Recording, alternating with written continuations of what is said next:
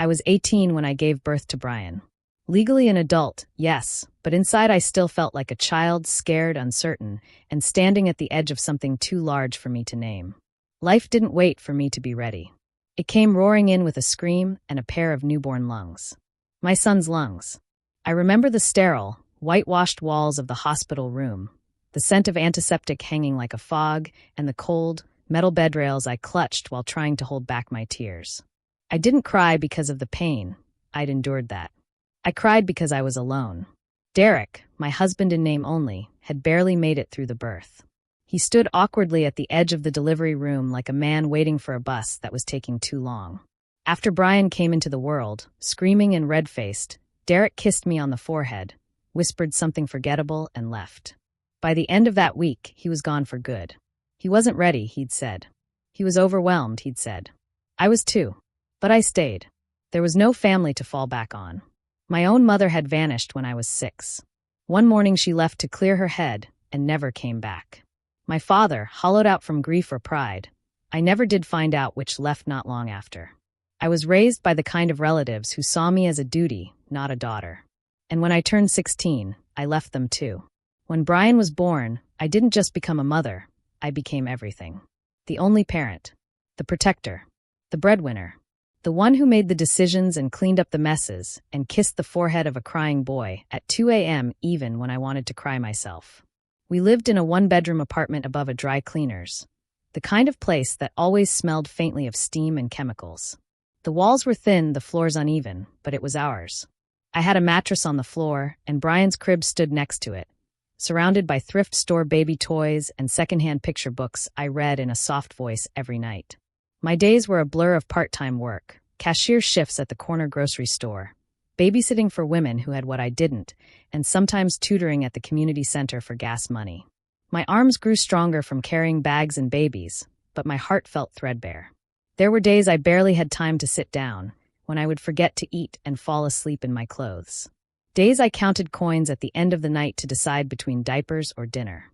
I told myself this was temporary, that we'd make it through. But some nights, when the apartment was silent except for the hum of the old fridge, I'd press my hand to Brian's sleeping back and whisper, "I'm sorry. I wish I could do more." But even in those early years, he was my light. He smiled early. He laughed often. His little hands would reach for my face like I was something miraculous. In those moments, I didn't feel like a failure. I felt like I belonged somewhere. People used to ask, "Where's your family?" I'd just smile and say, "It's me and him." Because that was the truth. Brian was my family. And though it was hard, unbearably so at times, I didn't regret him. Not once.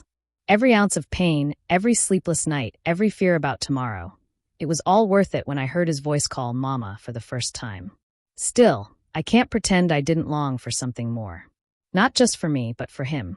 I didn't want Brian to grow up watching me break my back to make rent, or thinking love was something that left in the night. I wanted him to know warmth, to feel stability. I wanted him to see what it looked like when someone stayed. So I hoped. I hoped one day things would change. That somehow, someone would walk into our lives and stay long enough to see how much we had to give. But back then, in those first years, it was just me and Brian against the world. And somehow we made it through. Brian was 4 when Martin entered our lives. By then, I had found a kind of rhythm in the chaos. Waking at dawn, preparing breakfast with one eye half shut, walking Brian to preschool while mentally rehearsing interview answers, then spending my day chasing jobs or managing the 2 I already had. I never felt rested, but I had learned how to function through fatigue. And somehow, Brian always had clean clothes, full lunches, and stories at bedtime. I met Martin on a rainy Tuesday at the public library. I was chasing Brian through the children's section, his tiny feet squeaking on the polished floor as he clutched a dog-eared copy of Where the Wild Things Are. I nearly crashed into Martin as I rounded the corner, apologizing before I even saw his face. He smiled easy, open, amused. "No harm done," he said, holding out the book Brian had dropped in the collision. Wild things can be hard to catch. That was how it started. He was a social worker, there for a community outreach event. We spoke for 10 minutes, but something about him lingered. He called the next day. I didn't even remember giving him my number. But somehow, I was glad he had it. Martin was steady in a way I hadn't known I needed. He never pushed, never tried to dazzle me with promises he couldn't keep. He listened. He showed up. And when he looked at Brian, he didn't see a burden. He saw a boy who loved to build Lego castles and hated green beans. A year and a half later, Tommy was born. Suddenly, I wasn't just a mother. I was part of something bigger. A unit. A team. We moved into a slightly larger apartment with peeling wallpaper but 2 bedrooms, and for the first time, Brian had his own space. He loved Martin. That much was clear. They played catch in the park, watched superhero cartoons on Sunday mornings, built forts out of couch cushions. Brian called him Marty, and it stuck. And yet, even in those early days, there were cracks. Tiny ones. The kind you don't notice until you trip over them. When Tommy cried, I rushed to him with soft coos and warm arms. When Brian scraped his knee, I offered a Band-Aid and told him to be brave. I thought I was teaching resilience, strength. But I see now how different I was with them. I used to think it was because Tommy was a baby and Brian was older. But the truth cuts deeper. I was tired. And somewhere in that exhaustion, I began to ration my love, measuring it by what I had left at the end of the day. And Tommy always caught me earlier, before I was empty. Brian never complained. Not at first. But I saw it. The way he watched me hold Tommy, eyes too still for a boy his age. The way he hovered nearby when I kissed Tommy's head goodnight, waiting for something that didn't come. And yet, our little world seemed to spin just fine. We had dinners together. We laughed. We lived. Brian even called Tommy little guy and helped him with his shoes when we were running late. But love isn't always what you say, it's what you show. And I showed Tommy a softness I never let Brian see. Maybe I didn't realize how much it was hurting him. Maybe I didn't want to see it. But Brian did. And it stayed with him. As Tommy grew, that quiet weight in Brian's eyes grew too. Like he was carrying something he didn't know how to name. Still, we had moments, beautiful ones. Brian was gentle with his brother, helpful around the house, always trying to earn something that should have never needed earning. And I was doing the best I could. Or so I told myself. But deep down, I knew he deserved better. He deserved more. I just didn't know how to give it. It started slowly, like hairline fractures on glass, quiet, almost invisible, until one day the whole thing shattered. Brian turned 17, and the space between us became a canyon. He still lived under my roof, ate the dinners I cooked, and answered when I called. But something about the way he looked at me changed. His eyes had questions I didn't know how to answer. His silences felt like punishments. At first, I chalked it up to adolescence. Everyone said teenagers pull away. They need space. Independence. But there was something different about the way Brian pulled away. It wasn't the silent rebellion of growing up. It was grief. And worse, resentment. Mini quarrels became part of our daily rhythm. I'd ask him to help set the table, and he'd sigh like I'd asked him to climb Everest. He'd disappear for hours, come home without a word, and vanish into his room. I tried to stay patient, to talk when I could. But every attempt felt like pressing on a bruise. Then, one evening, I caught him staring at me from the hallway while I tucked Tommy into bed. I was humming softly, brushing Tommy's hair back with my fingers. It was one of those instinctive, motherly moments I never thought twice about. Until I turned and saw Brian. He didn't say anything. He didn't need to. His face said it all. He'd never been held like that. Not after a certain age. I'd always believed in teaching him strength. No coddling. No softness. I wanted him to grow up knowing how to stand on his own. But in doing that, I had built a wall between us so high that now I couldn't find my way back to him. Later that week, he came to me. No words, just a hug. A strong, sudden embrace that caught me off guard. His arms around me, tight, pleading. And I froze. I didn't pull away, but I didn't melt into it either. My arms remained stiff. My heart raced, not with warmth, but with confusion. And he felt it. He stepped back, looked at me, and something inside him collapsed. He didn't speak to me for 2 days after that. When I finally tried to talk to him, it went wrong from the start. I told him I loved him, that I was sorry if he ever felt less than. But my words came out too clinical, too composed. I didn't know how to be soft with him. Not anymore. He said nothing, just stared at the floor, fists clenched at his sides. Then he turned, walked to his room, and packed a bag. He said he was going to stay with a friend. I just need space, he muttered, barely meeting my eyes. I stood in the doorway, feeling helpless. Brian, wait, please. Talk to me. Don't shut me out. But he did. The door shut behind him with a finality that echoed in my bones. I called that night. He didn't pick up. Texted the next morning. Nothing. He stayed away for nearly 2 weeks. And when he came back, it was only to announce that he'd made a decision. I'm applying to a military college, he said, setting down a folder with pamphlets and forms. It's like the army, but more structured. Academic, too. I stared at him, stunned. Why? Because I need to get out of here. I need discipline. Structure. A clean slate. His voice wasn't angry, but it was flat. Resolved. There was no invitation for discussion. I nodded, not knowing what else to do. And then he was gone again, this time to chase something that made him feel less hollow. In the quiet of the house, I watched Tommy draw pictures at the kitchen table, blissfully unaware of the fracture in our family.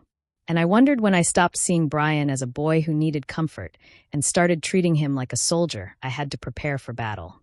The answer haunted me. We still talked after he left. Mostly messages.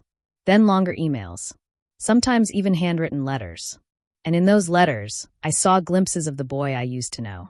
The one who used to crawl into my lap after nightmares, who asked me if the moon could hear him. And in my responses, something shifted. I didn't just answer, I opened up. I apologized. I told him I missed him more than I could say. And slowly, I felt him begin to come back to me, not in distance, but in feeling. There was something tender in his words, something that almost felt protective. Like he was trying to take care of me, now that he was older. Stronger. And somehow, that felt like a second chance. What I didn't expect, though, was how that tenderness would begin to change the way I looked at him. And how much I would come to need it. The day Brian came home from the military college, the house was silent. Martin had taken Tommy to visit his parents for the weekend, and I was alone. It wasn't planned that way, it just happened.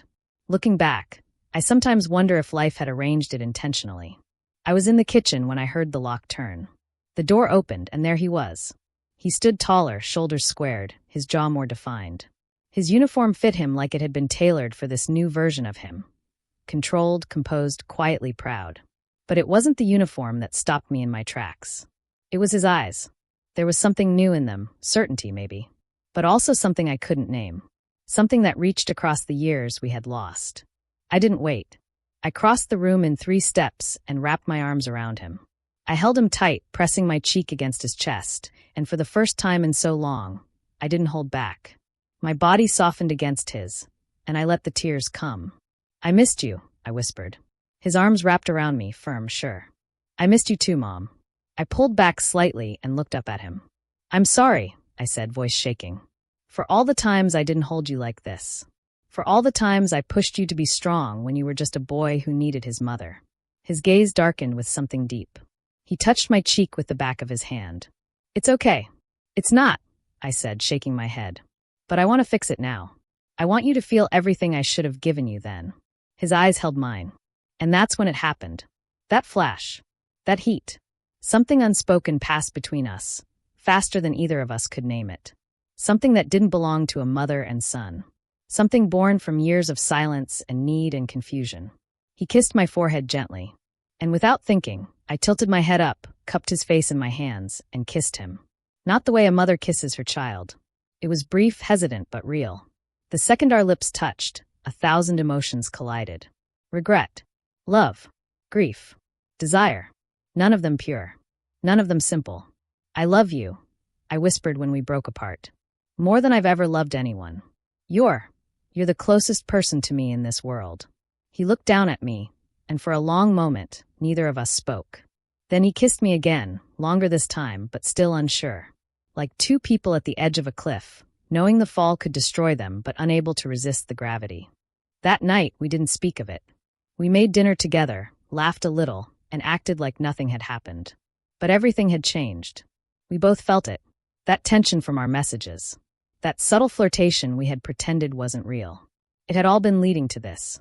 A secret grew between us, filling the spaces where silence used to be. And maybe that's why I ended things with Martin soon after. He didn't understand. Did I do something? He asked, confused, almost pleading. No, I said quietly. You didn't do anything wrong.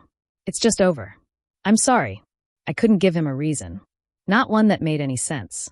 Not one I could say aloud. Brian moved back home after graduating. We told everyone it was temporary, that he was figuring out his next steps. But we both knew it was something else. We were already crossing lines, even if we hadn't said it. At night, when the house was quiet, he'd sit beside me on the couch. Our knees would touch. Our laughter would grow softer. Sometimes he'd brush my hair from my face, and I'd close my eyes and pretend we were just two people in love, without the weight of names or titles. Then one night it happened. We fell asleep in my bed. It wasn't planned. It just unfolded. We were talking, whispering about everything and nothing. He held my hand. I didn't pull away. He kissed my shoulder, and I didn't stop him. And then we were asleep, tangled together, warm beneath the sheets. The next morning, everything felt different. Not wrong, just irreversible. After that night, nothing between us could go back to what it was, not even the facade. It was as if crossing that final line hadn't just transformed us. It had rewritten the very air in the house. Every glance held meaning. Every touch spoke volumes. And every morning after, I told myself it was only temporary.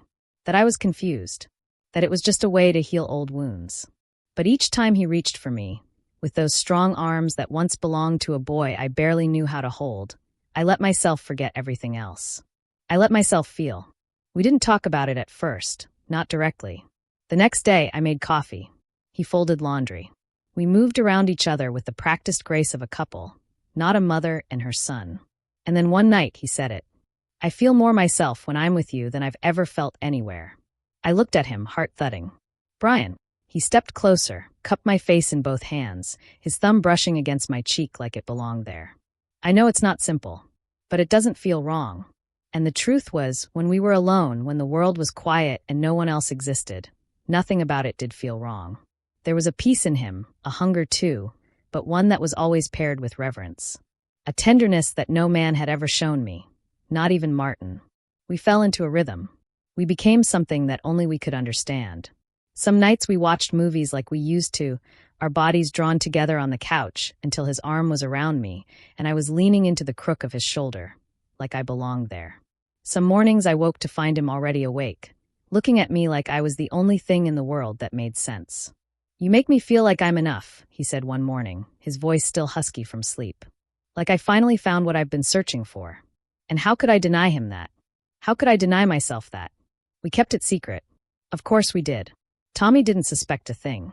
To him, Brian had just come home and brought his big brother energy with him. But behind closed doors, we were more than that. I broke it off with Martin fully, no explanations. Just, it's over, and a final goodbye that left him confused and hurt. But I didn't look back. I couldn't. Not when I had something so consuming right in front of me. Brian started calling me Nick when we were alone. A small shift, a way of pulling us out of the roles the world had written for us. At first, it startled me, but soon it felt natural. Nick, he whispered one night as he lay beside me, his fingers tracing circles along my shoulder. I don't care what anyone says. I've never loved anyone like I love you. And I believed him, because I'd never loved anyone like I loved him either. It wasn't lust. Not only. It was everything we had missed out on. Every moment we should have had, but didn't. Every hug I hadn't given. Every word of comfort I had withheld. Every part of myself I had protected out of fear. He broke through it all. And in doing so, he gave me something no one else ever had. The feeling that I was truly seen. One night, we were lying in bed, the window cracked open, letting in the warm hum of summer. Brian rolled onto his side, looking at me with a softness that made my breath catch. Do you think this is what was meant to happen? He asked. That everything before this, all the pain, the distance, was just a path that led us here. I looked into his eyes, saw the man he had become, the boy I had raised, the soul that now matched mine in every inexplicable way. I don't know, I whispered, brushing his hair back.